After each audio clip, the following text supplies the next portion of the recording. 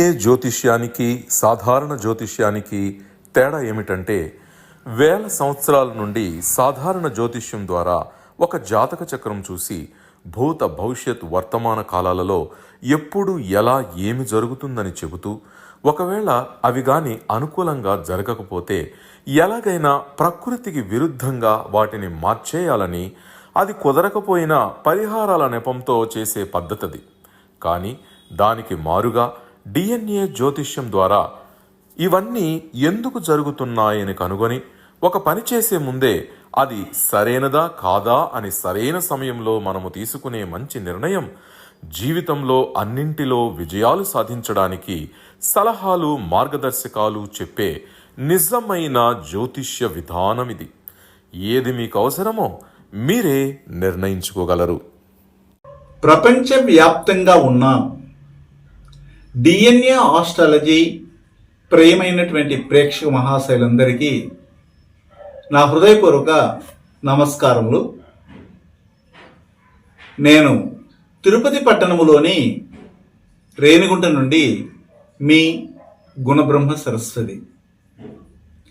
ఈ వీడియో ద్వారా DNA astrology ప్రకారంగా 9 గ్రహాలలో మన జాతకములో ఏ గ్రహము ఏ భావములో ఉన్నా, 12 భావాల్లో ఏ భావాల్లో ఉన్నా, ఆ గ్రహాలు వాటి వాటి స్వంత స్వభావాలని, వాటి యొక్క క్యారెక్టరిస్టిక్స్ని ఆ జాతకులకు ఆ భావాలలో ఉన్నప్పుడు ఆ భావ కారకత్వాలకు, భావ బంధుత్వ కారకత్వాలకు ఇవ్వరు అని మనం నేర్చుకుంటూ వచ్చాం. ఆ క్రమంలో ఈరోజు శుక్రుడు అనే గ్రహము ఒకరి జాతకములో 12 భావాలలో ఏ భావములో ఉన్నా ఆ గ్రహము ఎలాంటి స్వభావాలని ప్రభావాలని ఆ జాతకులకు అందిస్తారు అన్న అంశాలని మనము కొద్దిగా సోదాహరణంగా పరిశీలిస్తాం. అయితే ఇంతవరకు మనకు తెలిసినటువంటి జ్యోతిషాస్త్ర పరిజ్ఞానం ఏమిటంటే, మన జాతకాన్ని ముందర పెట్టుకుని చూసినప్పుడు ఆ చార్ట్లో కనబడే గ్రహాల గురించి మాత్రమే మనం తెలుసుకొని ఉంటాం. అందులో శుభగ్రహాలని, అశుభగ్రహాలని,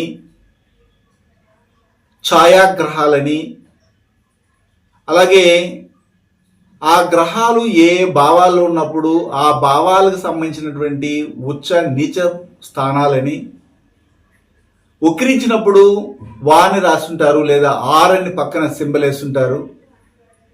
జనరల్గా సూర్యుడు చంద్రుడు వక్రించరు, రాహు కేతువులు ఎప్పుడు కూడా వక్రిలోనే ఉంటారు. కాబట్టి మిగిలినటువంటి 5 గ్రహాలు మాత్రమే వక్రిని పొందుతాయి అని మనకు తెలుసు. అయితే ఇలాగా ఈ అంశాలన్నింటినీ కూడా మనము ఎక్కడి నుండి తెలుసుకుంటున్నామంటే, మనకి పూర్వీకులు అందించినటువంటి శాస్త్ర గ్రంథాల నుండి, మరియు పూర్వీకుల ద్వారా కొంతమంది విద్వత్తు కలిగినటువంటి జ్ఞానులు పాండిత్యము నేర్చుకుని పండితులుగా మారి మనకు అవసరపడుతూ వారి యొక్క జ్ఞానాన్ని పంచుతూ, ఈ గ్రహము దశ జరుగుతుంది, ఈ గ్రహం యొక్క దృష్టి ఇలా ఉంది, ఈ గ్రహము ఈ గ్రహం మీదకి వస్తూ ఉంది, కాబట్టి ఇలాంటి విషయాలు సంభవించడానికి అవకాశం ఉంటుందని పూర్వమే టెర్రాస్కోప్ ద్వారా చూసి చెప్పారు.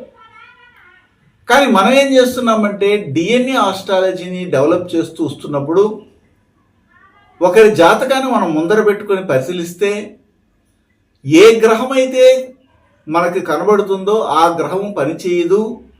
కానీ ఆ గ్రహము పుట్టినటువంటి నక్షత్రం అనేది ఒకటి ఉంటుంది. ఆ నక్షత్రంపై ఉన్నటువంటి గ్రహం యొక్క కర్మ రిజిస్ట్రీ మాత్రమే అక్కడ ప్రభావితం చేస్తూ ఉందనేది మనం చెప్తూ వస్తున్నాం. చాలామంది వారి వారి జాతకాలని వారి కుటుంబ పరంపర ద్వారా కూడాను, ఎంతమంది ఒక కుటుంబంలో 10 నుండి 20 మంది 30 మంది ఉన్నా కానీ వారి జాతకాలన్నింటినీ ముందర పెట్టుకొని చూసినప్పుడు ఖచ్చితంగా మనం చెప్పినటువంటి విషయాలు అక్యురేట్గా కనెక్ట్ అవుతున్నాయి. మనం అనేకమైన వీడియోలు చెప్తూ వస్తున్నాం. గురువు అనే గ్రహాన్ని శుభగ్రహంగా భావించి గొప్పగా పెద్ద పీట వేసి కూర్చొని పెట్టారు. అది రాహు యొక్క ధర్మాలని రేడియేట్ చేస్తుంది అని చెప్పాం. ఒకరి లగ్నం ఏదైనా కానీ లగ్నంలో నుండి 7వ భావంలో కానీ గురువు ఉంటే వారికి రాబోయే భాగస్వామి, ఒక అబ్బాయి జాతకంలో లగ్నంలో నుండి 7వ భావంలో గురువు ఉంటే రాబోయే భాగస్వామి అంటే అమ్మాయి, అంటే భార్య.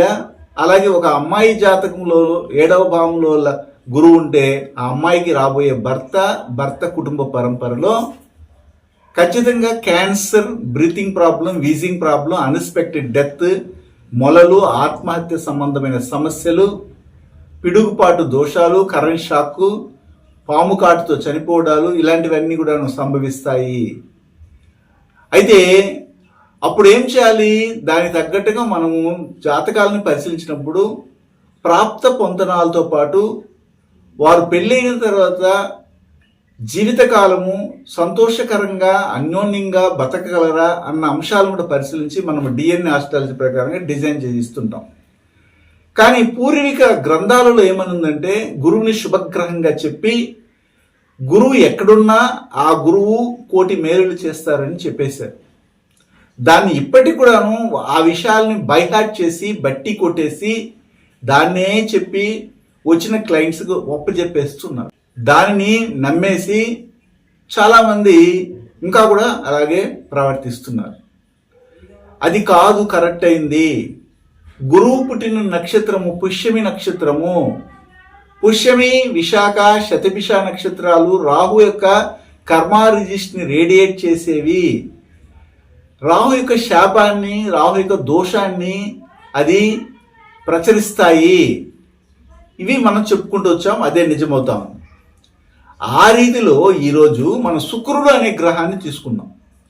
శుక్రుడిని శుభగ్రహమని, లగ్జరీస్ని కలిగించే గ్రహమని, ముఖ్యంగా ఫుడ్కి, బెడ్కి ఆధిపత్యం వహించే గ్రహమని, శృంగారానికి, కామానికి, ప్రేమ, అనురాగాలకి కారకత్వం వహించే గ్రహమని గ్రంథాలలో చెప్పడం జరిగింది.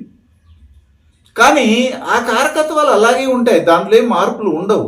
కానీ అది ఏ విధంగా ప్రవర్తిస్తుంది, ఎలాంటి విషయాల్ని మనకి అందిస్తుంది, మనము మన ఇంట్లో ఉన్నప్పుడు ఒక విధంగాను, మనం వేరే వారి ఇంటికి వెళ్ళినప్పుడు, గెస్ట్గా వెళ్ళినప్పుడు ఇంకొకలాగాను ఉంటాం. ఆ విధంగా ఒక గ్రహము తన సొంత ఇంట్లో ఉన్నప్పుడు ఎలా ఉంటుంది, లేదా ఆ సొంత ఇంటిలోకి ఏదైనా ఒక గ్రహానికి తావిస్తే అప్పుడు ఆ గ్రహాన్ని ఇది ఏ విధంగా ట్రీట్ చేస్తుంది, లేదా ఇదే గ్రహము వేరే వాళ్ళ ఇంట్లో పోయి కూర్చున్నప్పుడు అక్కడ ఎలాగ ప్రవర్తిస్తుంది, అప్పుడు ఆ వాళ్ళ ఇంటికి ఏమిస్తుంది, వాళ్ళ ఇంటి నుండి ఏమి తెచ్చుకుంటుంది, ఇలాంటివన్నీ కూడా మనము పరిశీలించాం చాలా వీడియోల్లో. అయితే ఈరోజు పర్టికులర్గా ఏం తెలుసుకుంటామంటే, ఏ మాత్రము జ్ఞానము లేనటువంటి వారికి కూడాను నేను చెప్పే విషయాలు అర్థమవుతాయి. మీకు జ్యోతిష్యం అంటేనే తెలియదు, కానీ శుక్రుడు సు అని రాసేది ఎవరికి తెలియదండి. కొద్దిగా ఓనామాలు నేర్చుకున్న వాళ్ళకనే తెలుసు సు అనే అక్షరం. ఆ సు అంటే శుక్రుడు. ఆ శుక్రుడు అనే గ్రహము మీ జాతకములో ఎక్కడుందో చూడండి.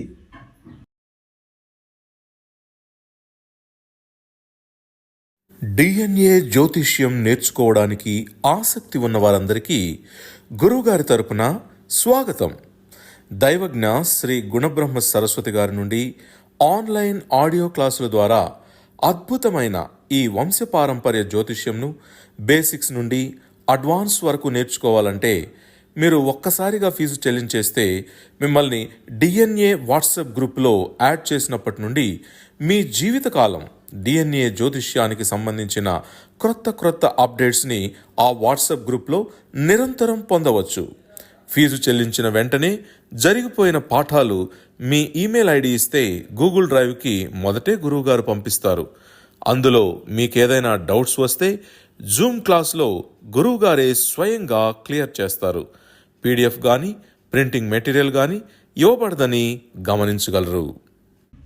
ఎక్కడైనా ఉండిపోని 12 భావాల్లో శుక్రుడు ఏ భావములో ఉన్నా ఆ భావము ఆ భావ బంధుత్వ కారకత్వము ఏం తెలియజేస్తుందంటే కులదేవత శాపాన్ని తెలియజేస్తుంది, చంద్రుని యొక్క దోషాన్ని ఇస్తుంది, ఈ రెండింటిని ఇస్తుంది.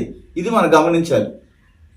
ఇప్పుడు లగ్నంలో ఉన్నారు ఒక అబ్బాయికో లేదా ఒక అమ్మాయికో, జనన జాతకాన్ని మనం పరిశీలించినప్పుడు లగ్నంలోనే శుక్రుడు ఉన్నారు అనుకుంటే, ఆ శుక్రుడు అక్కడ శుక్రుడు పుట్టినటువంటి నక్షత్రమైనటువంటి మఖా నక్షత్రము యొక్క ప్రభావాన్ని చూపిస్తుంది. ఈ మఖా అనే నక్షత్రము కేతు యొక్క అధీన నక్షత్రమే, నేను కాదనటం లేదు, దాన్ని మనం విస్మరించటం లేదు, మర్చిపోవటం లేదు. కానీ శుక్రుడు పుట్టినటువంటి నక్షత్రము మఖా నక్షత్రము భరణి, మఖ, జ్యేష్ఠ, ఉత్తరాభద్ర ఈ 4 నక్షత్రాలు కూడాను DNA pattern, DNA genetic connectivity ఉన్నటువంటి నక్షత్రాలు. ఒక కుటుంబంలో మఖా నక్షత్రంలో ఎవరైనా పుట్టుంటే అదే పరంపర అంటే ఏంటంటే వాళ్ళ వంశం అని అర్థం. కుటుంబం అంటే చిన్నదిగా ఉంటుంది, ఒక అమ్మ ఒక నాన్న వాళ్ళిద్దరికి 3 బిడ్డలు ఉంటారు, 5 మంది 6 మందితో కుటుంబం. కానీ ఆ కుటుంబం ఎక్కడి నుంచి వచ్చింది? అమ్మ సైడ్ నుండి వచ్చింది, నాన్న సైడ్ నుండి వచ్చింది. అప్పుడు అమ్మకు సంబంధించిన వాళ్ళందరిని తీసుకోవాలి, నాన్నకు సంబంధించిన వాళ్ళని తీసుకోవాలి. లేదా మన ఇంట్లో ఎవరికైనా పెళ్ళి అయి ఉంటుందే ఆ పెళ్లికి సంబంధించినటువంటి బంధువులు వాళ్ళ సైడ్ సంబంధించినటువంటి బ్లడ్ లైన్ ఎంతవరకు ఉంటుందో దీన్నే మనం పరంపర అంటాం, వంశ పరంపర అంటాం. ఖచ్చితంగా మఖా నక్షత్రంలో ఒకరు పుట్టుంటే అదే కుటుంబంలో భరణిలోను, జ్యేష్ఠలోను, ఉత్తరాభద్రలో రాశి పడిన నక్షత్రము, లగ్నా పాయింట్ పడిన నక్షత్రం, లగ్నాధిపతి పడిన నక్షత్రం పుట్టి ఉండాలి. అలా పుట్టి ఉంటేనే వీళ్ళు మఖా నక్షత్రంలో పుట్టి ఉన్నారు అనే దానికి రుజువు. దీన్నే మనం ఏమంటామంటే డిఎన్ఏ జెనెటిక్ కనెక్టివిటీ అంటాం, బయాలజికల్ కనెక్షన్.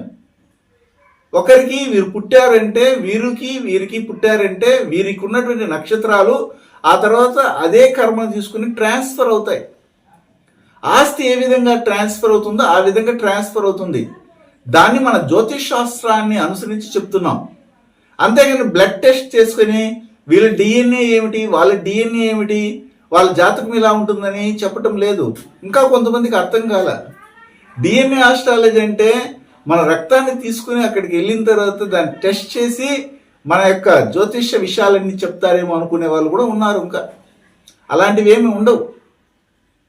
జాతక చక్రం చూసిన వెంటనే ఈ శుక్రుడు ఇక్కడ ఉంటే వీరికి ఈ యొక్క జాతకులకి కులదేవత శాపంతో పాటు చంద్రుని కర్మారిష్టి కలిగినటువంటిది కూడా ఉంది.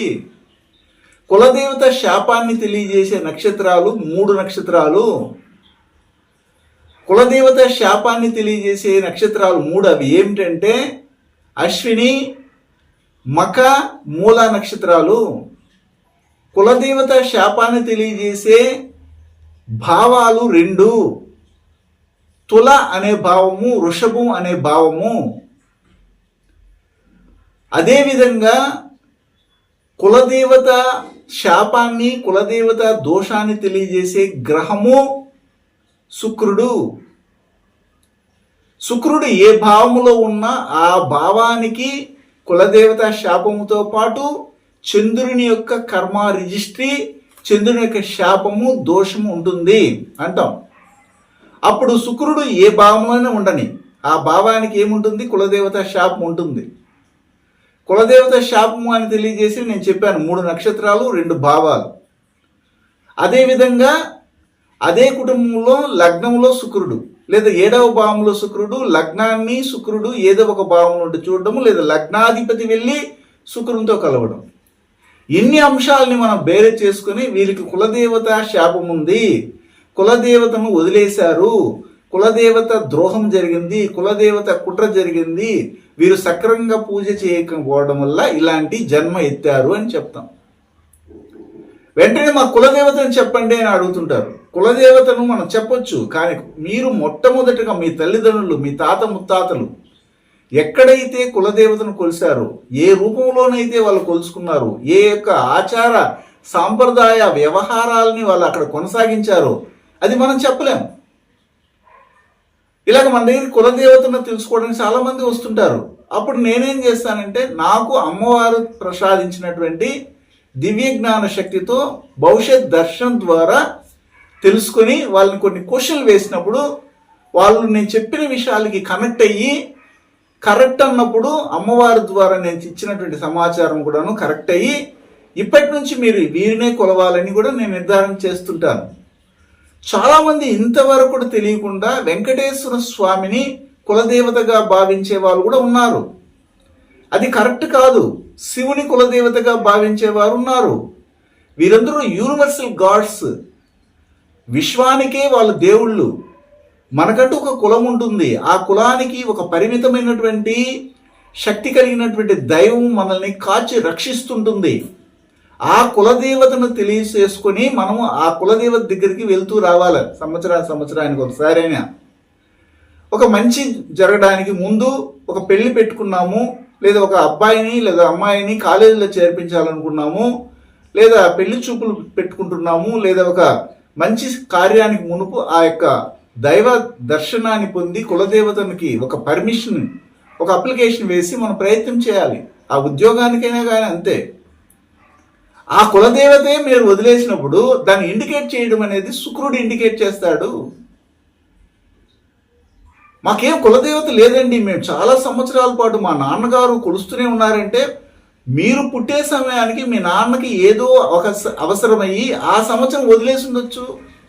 అప్పుడు మీకు లగ్నంలోనే శుక్రుడు పడి ఉండొచ్చు. అర్థమవుతుందా? మీ లగ్నంలో కులదేవత శాపం లేదు. ఒకవేళ మీకంటే ముందు పుట్టినటువంటి వారికి కులదేవత శాపం ఉంటుంది. అప్పుడు దాన్ని ఎలా ఇండికేట్ చేస్తుందంటే మీ జాతకంలో 11వ భావంలో శుక్రుడు ఉంటారు. 11 అనేది ఏమిటంటే మీకంటే ముందు పుట్టినటువంటి అక్క కావచ్చు లేదా అన్న కావచ్చు. అప్పుడు 11వ భావంలో శుక్రుడు ఉన్నప్పుడు మీకు మాత్రం ఎందుకు కులదేవత శాపం లేదంటే మీ అన్నో లేదా మీ అక్కో పుట్టినప్పుడు కులదేవత శాపం కలిగిన మీ తండ్రి దాన్ని తెలుసుకుని ఆ తర్వాత మీరు పుట్టే సమయానికి కులదేవతను ఆరాధన చేయడం వల్ల మీ లగ్నంలో కానీ లేకపోతే 7వ భావంలో శుక్రుడు లేకుండా మీరు పుట్టి ఉండొచ్చు. మీరు ఒక తులాభావంలో కానీ లేదా వృషభంలో కానీ రాశి కానీ లగ్నంగా లేకుండా ఉండొచ్చు.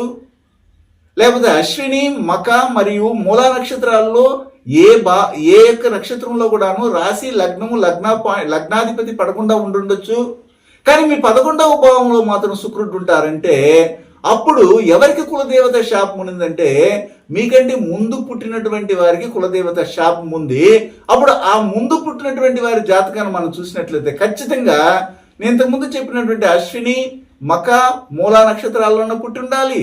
తులారాశి తులా లగ్నంలో కానీ వృషభ రాశి వృషభ లగ్నంలోనే పుట్టి ఉండాలి. లేదా లగ్నంలోనే శుక్రుడు ఉండాలి, లగ్నాధిపతితో శుక్రుడు ఉండాలి, లేకపోతే 7వ భావంలోనే శుక్రుడు ఉండాలి, 7వ భావాధిపతితోనే శుక్రుడు ఉండాలి. లేదా 7వ భావంలో కాకపోయినా ఏదో ఒక భావంలో ఉండి శుక్రుడు లగ్నంతోనో లేదా 7వ భావంతో సంబంధపడాలి. అంటే ఇన్ని విషయాల్ని మనం అక్కడ నుంచి ఇక్కడికి లెక్క చూసినప్పుడు 1000% కరెక్ట్గా కనెక్ట్ అవుతుంది.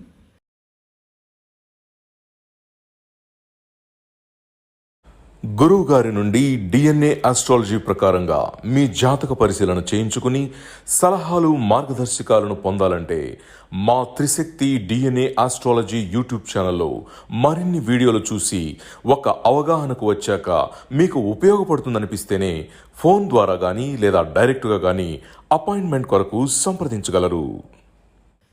కాబట్టి శుక్రుడు ఏ భావంలో ఉన్న 2 విధాలైనటువంటి దోషాలని శాపాలని అందిస్తున్నారు జాతకులకు, అది తెలుసుకోవాలి. అంతేకాదు శుక్రుడు శుభగ్రహము కాబట్టి 11వ భావంలో ఉన్నారు కాబట్టి శుభాలనే కలిగిస్తారు. మాకు లగ్నంలో ఉన్నారు కాబట్టి అమితమైనటువంటి ఏమంటారంటే ఈ యొక్క గురుడు లగ్నంలో ఉంటే కోటి మేలులని, లేకపోతే ఈ యొక్క శుక్రుడు లగ్నంలో ఉంటే 1,00,000 ఉపయోగాలని, అదే బుధుడు లగ్నంలో ఉంటే దిక్ఫలాన్ని ఇస్తారని, 5,000 దోషాలు తొలగిపోతాయని, ఇలాగా రకరకాలైనటువంటి వాక్యాలు నేర్చుకుని చెప్తుంటారు. కానీ యాక్చువల్గా ఏ గ్రహము ఏ భావములో ఉన్నా ఆ భావానికి ఆ గ్రహం ఏమందిస్తుంది అనేది తెలుసుకోవాలి. అంతేగాని ఆ గ్రహమే డైరెక్ట్గా ఆ యొక్క భావానికి ఎలాంటి ఫలితాలను ఇవ్వదు. ఆ గ్రహము పుట్టినటువంటి నక్షత్రము, ఆ నక్షత్రం పై ఉన్నటువంటి గ్రహం యొక్క కర్మ రిజిస్ట్రీ పనిచేస్తుంది. కాబట్టి ఒక కుటుంబంలో ఉదాహరణకి 4వ భావంలో లగ్నం నుంచి 4వ భావంలో శుక్రుడు ఉన్నారనుకుంటే 4వ భావం అనేది ఎవరు?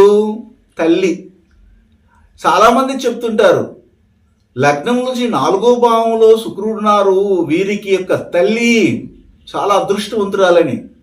పాపం కష్టాలు పడుతుంటుంది, PCOD problem, indigestion problem, period ప్రాబ్లమ్స్తో ఇబ్బంది పడుతుంటారు, గర్భ సంబంధమైన దోషాలు వస్తుంటాయి, మెంటలీ డిజార్డర్ ఉంటుంది, వాళ్ళ కుటుంబంలో ఒకరు నీటిలో పడి చనిపోయి ఉంటారు, నీటి గండాలు ఉంటాయి, నీటి గండాల నుండి తప్పించుకో ఉంటారు.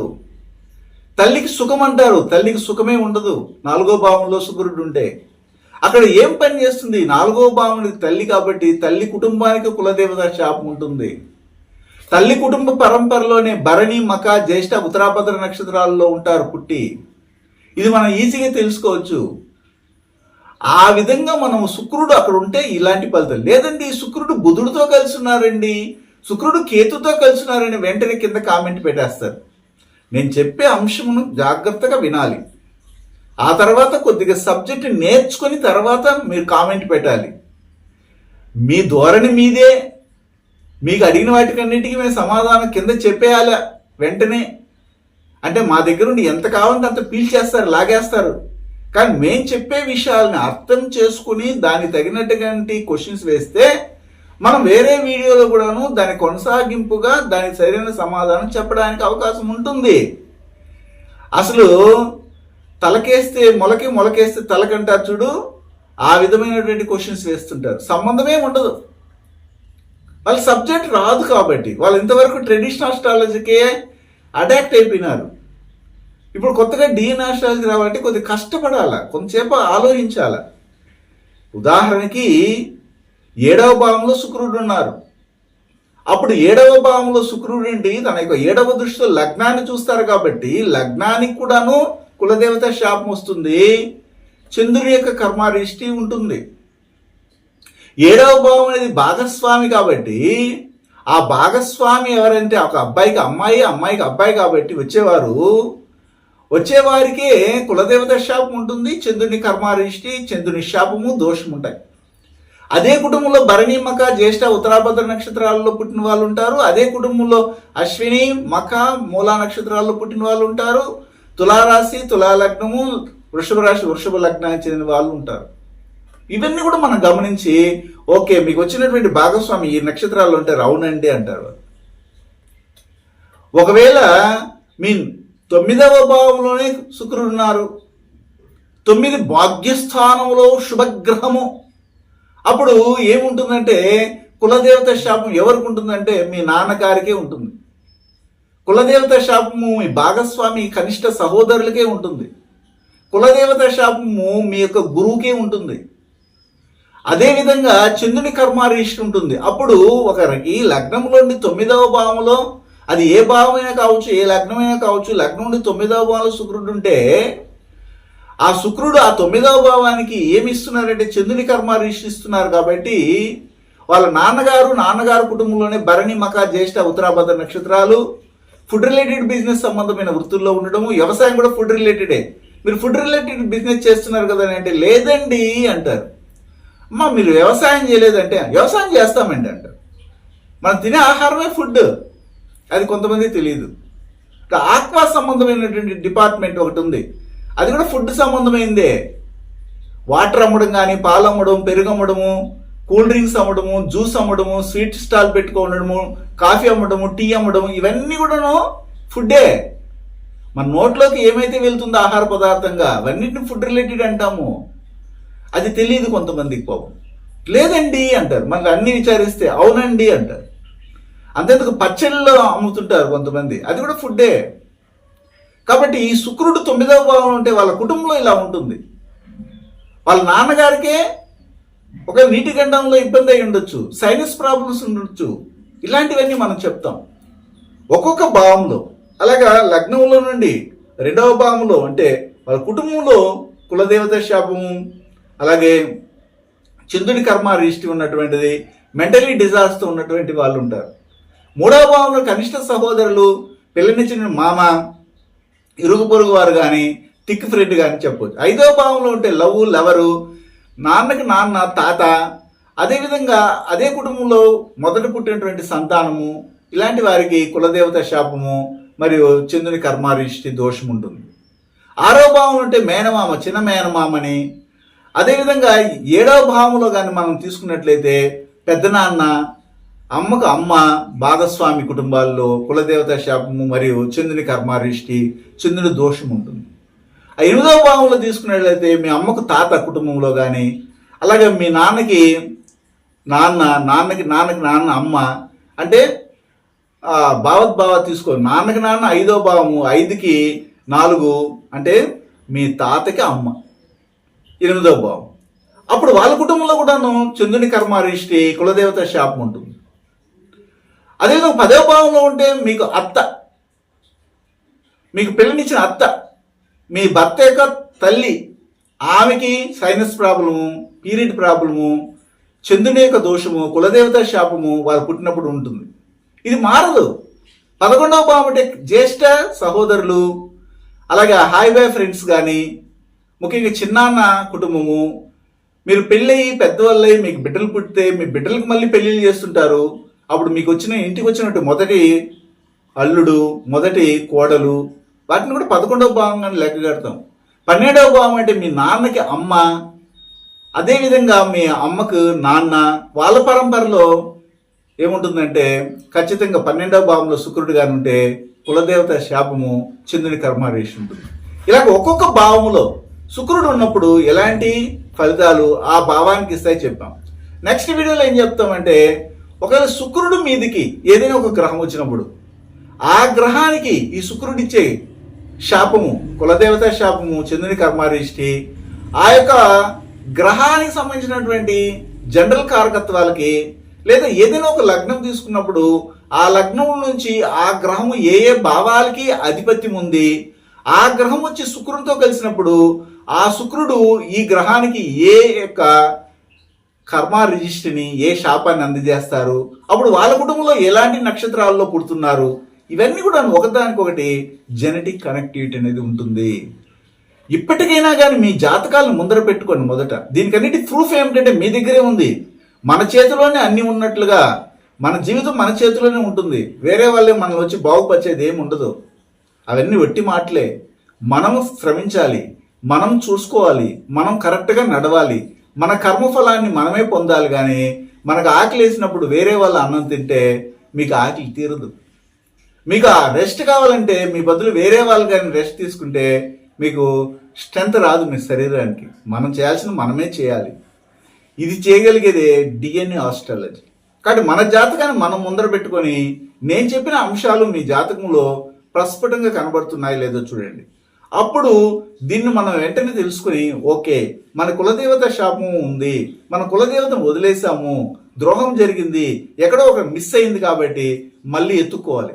ఎక్కడైతే ఒక వస్తువు పడిపోయిందో అక్కడే వెతకాలి, కానీ పూర్తి అయిపోయిన తర్వాత ఇంకా దొరకదు. కాబట్టి ముందుగానే మనం చెప్పే విషయాలన్నీ కూడా మీకు కనబడాలి, మీకు దొరకాలన్న ఉద్దేశంతోనే, మీరు ఫలితాలను మీరే పొందాలన్న ఉద్దేశంతో చెప్తుంటాం. కాబట్టి మీరు ఎతకండి, మీ జాతకాలను ముందర పెట్టండి. ఆ ముందర పెట్టుకుని నేను చెప్పిన అంశాలని అప్లై చేసి చూడండి. ఆ తర్వాత మీరు ప్రయత్నం చేసి ఆ మీ కులదేవతను చేరుకోండి. అద్భుతమైనటువంటి జీవితాన్ని పొందండి. శుభం.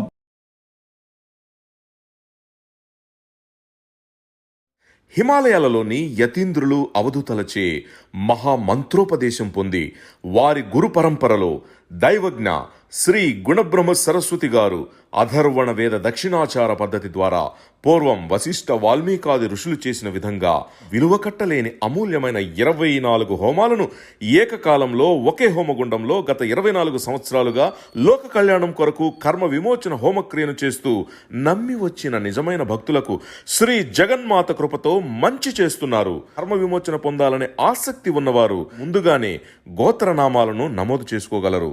అడ్రస్ శ్రీ త్రిశక్తి పూజా మందిర్, తిరుపతి దగ్గర, రేణిగుంట, ఆంధ్రప్రదేశ్.